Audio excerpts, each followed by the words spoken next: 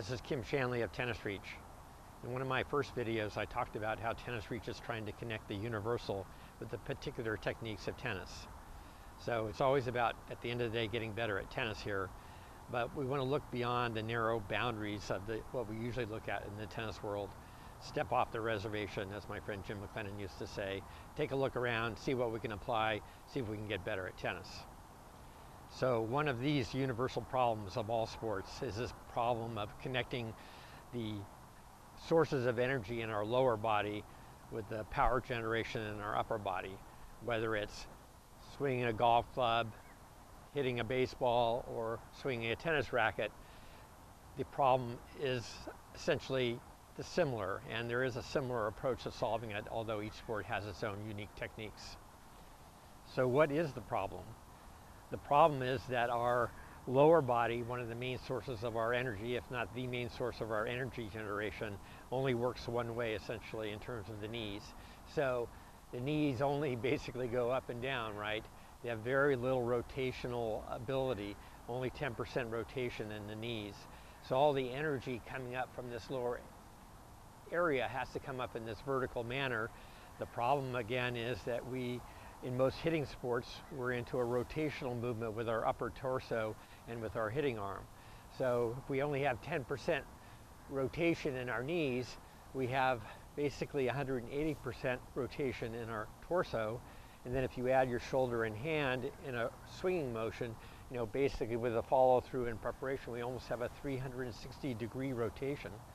So how do we go from energy generation going vertically with almost no rotational ability to this 180 or 360-degree swing of the tennis racket or the baseball bat?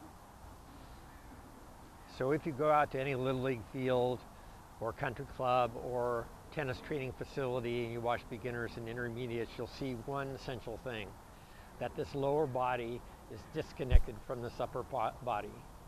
It's essentially like if we're a car, our engine is sputtering and our transmission doesn't work. So in all sports we have this universal problem, and we also have a universal solution described in the martial arts, where they've studied this for hundreds, if not more than 1,000 years. It's called the ripple of power, and I'll demonstrate this in a tennis context now, but you'll see how it works with Steph Curry in basketball.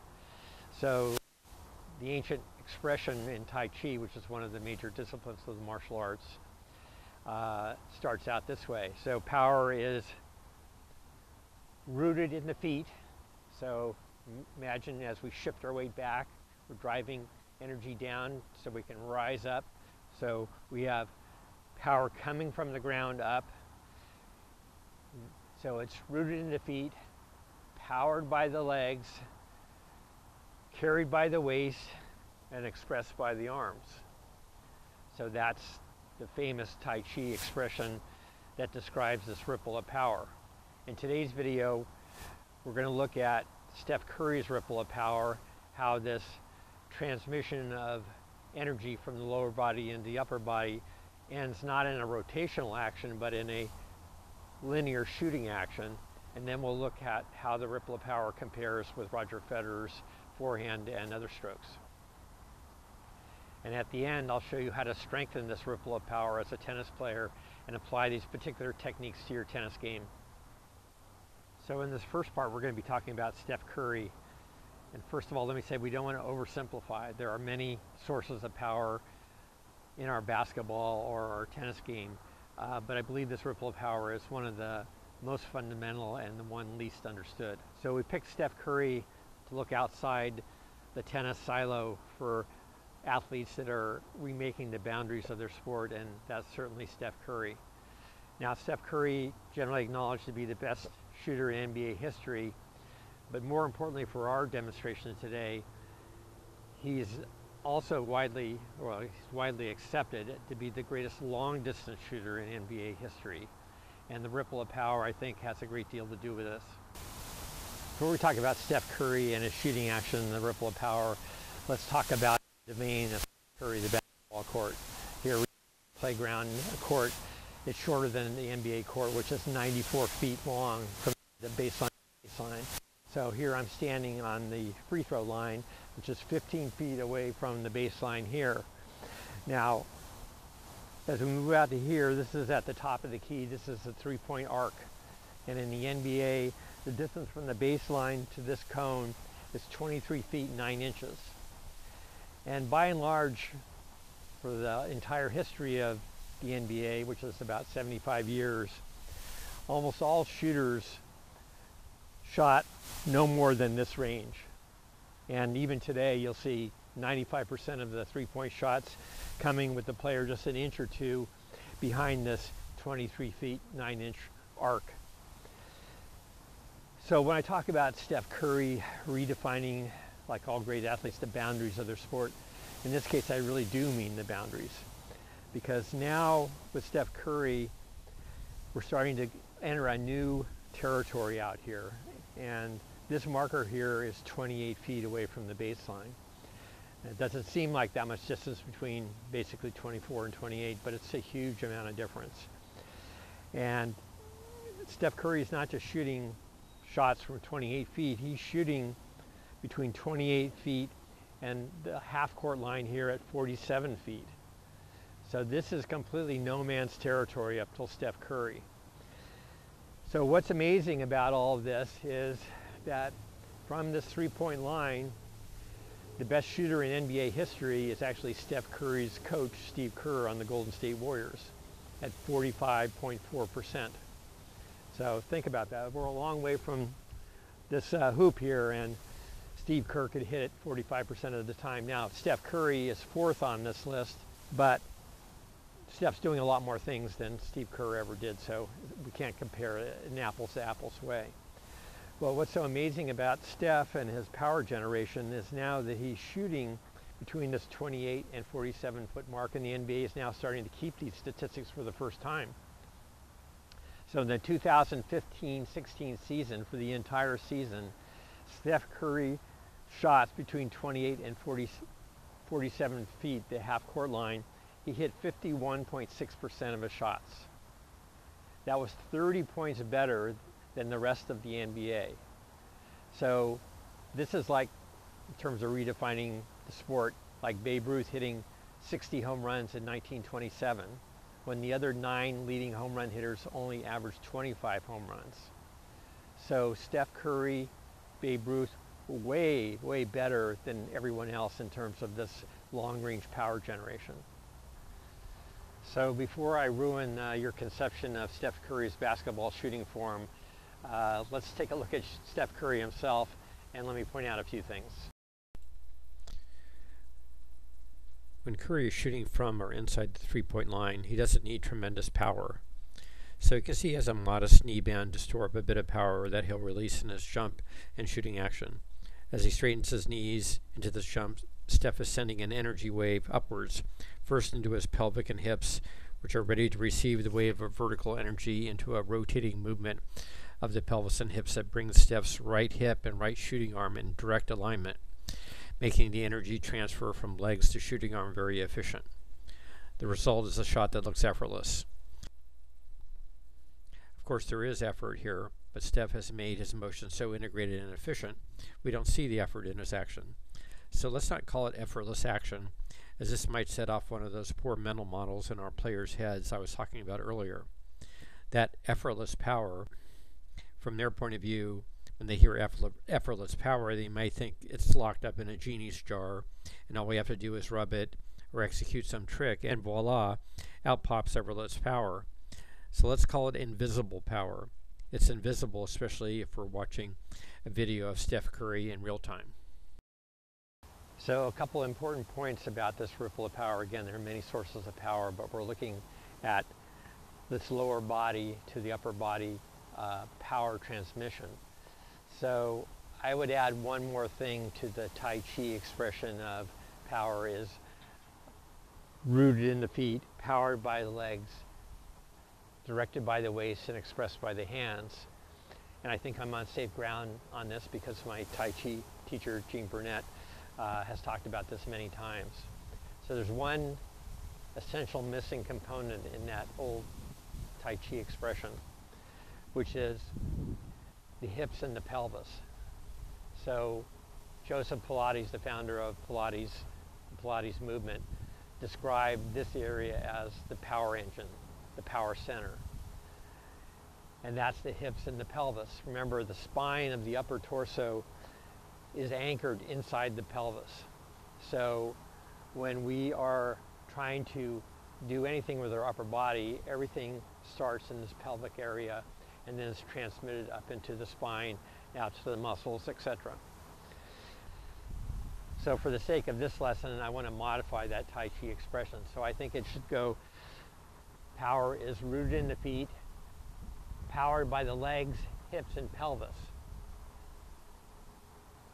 directed by the waist, and expressed by the hands. So the waist is the soft muscle tissue and other parts of our body here that sits on the skeletal part of the spine and the hips. It's soft and flexible. But the real power comes from the hips and the pelvis turn, as we'll see. So with Steph Curry's setup, we have a situation where his feet are not aligned towards the basket, which are essentially like pointing towards the camera, but I'm off about 10 degrees.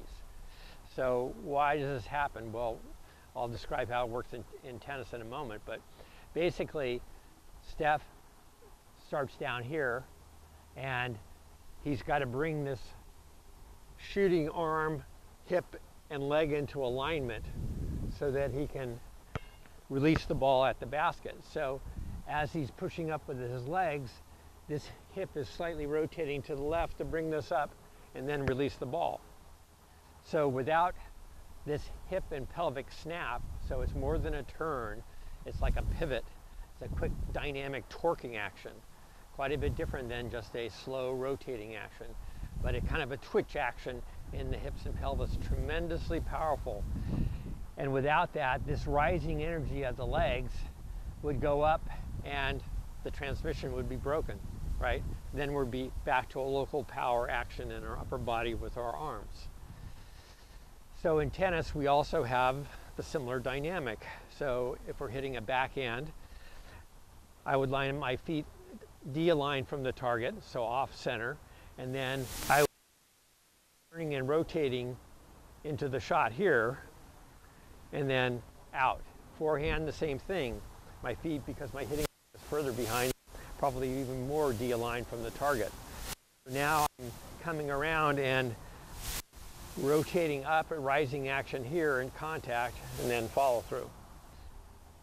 So when Steph Curry is shooting a mid-range shot between 15 and 23 feet, if you will, he doesn't need that much hip turn and knee bend and jump in order to generate enough power for his incredible accuracy.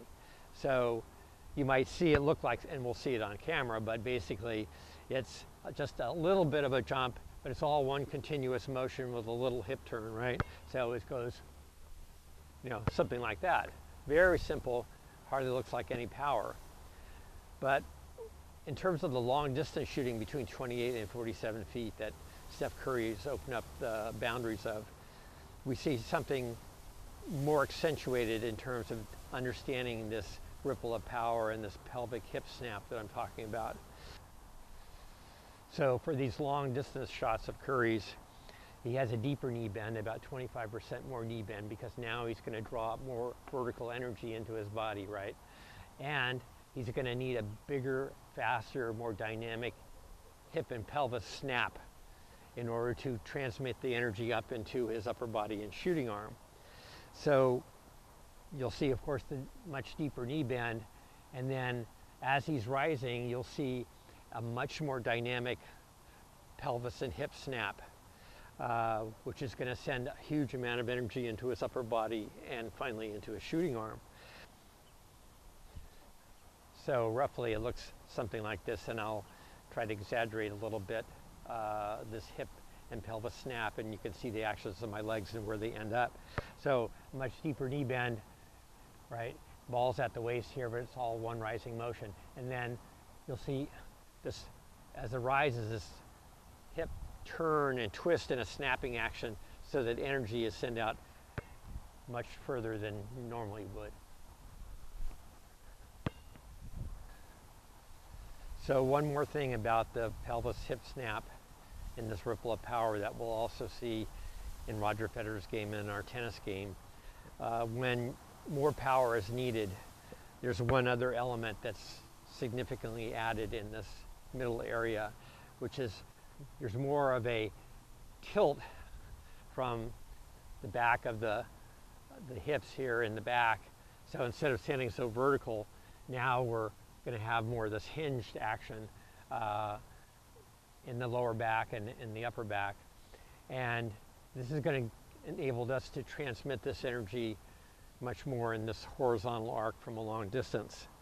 So in doing that, we'll get a backward thrust of the buttocks, much like we have in tennis, where the great servers suck in their stomach and their buttocks protrude to get that last bit of energy into their arm action.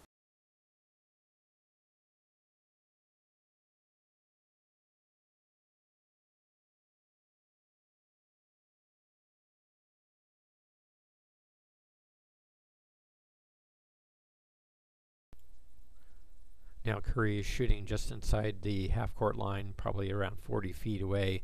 Now he needs more power, and you see the forward lean of his body. As Curry rises and executes this pelvis hip snap, you can see his left hip has swung around and brought his right side shooting arm into alignment with his right hip and leg. In this final photo, you see the leg split, and you see a little bit of the buttocks back thrust as this propels energy forward for this Curry long-range shot. So thank you for watching part 1 of Ripple of Power. In part 2, we'll take a look at Roger Federer and how he implements this ripple of power, and then we'll get to a few recommendations on your game.